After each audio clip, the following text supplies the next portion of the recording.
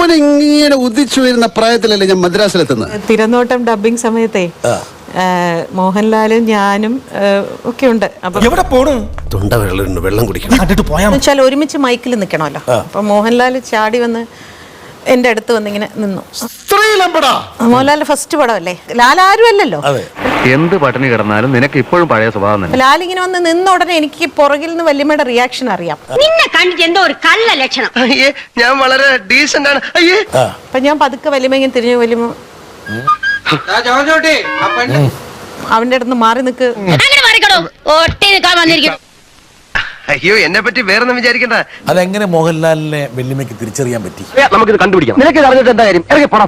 തേൻ കുടിക്കുന്നു, പറക്കുന്നു, പരാഗണം. ഊണ് കഴിക്കാറായപ്പോ ഞാൻ കൈ കഴുകാൻ പോയപ്പോ ലാൽ വന്ന് എന്റെ അടുത്ത് കുശു ഇങ്ങനെ.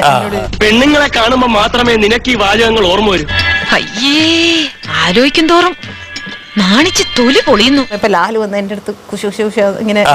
ലാലു വന്ന് ഈ കിളവി എപ്പോഴും കൂടെ കാണും. ഞാൻ പറഞ്ഞ കാണും തിരിച്ചു കേടോന്ന്. വല്യമ്മ എന്താടി അവൻ പറഞ്ഞത്? എന്താ നിങ്ങൾ അവിടെ ഒരു സ്വകാര്യം പറയുന്നത് കേട്ടല്ലോ.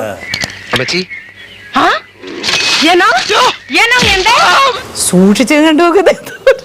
പക്ഷെ എന്നാലും ഭാഗ്യലക്ഷ്മി ലാല് പറഞ്ഞ എന്താണെന്നുള്ളത് പറഞ്ഞില്ല. ഞാൻ പറഞ്ഞു അയ്യോ, ഇങ്ങനെ പെമ്മക്കൾ ഉണ്ടാവാനേ പുണ്യം ചെയ്യണം. രോഗി പോലെ നടക്കും. നോക്കുമ്പോ നമുക്ക് നമ്മുടെ ഏജിലുള്ള ആണുങ്ങളുമായിട്ടൊക്കെ ഒന്ന് കമ്മ്യൂണിക്കേറ്റ് ചെയ്യണം നമുക്ക് ആഗ്രഹം.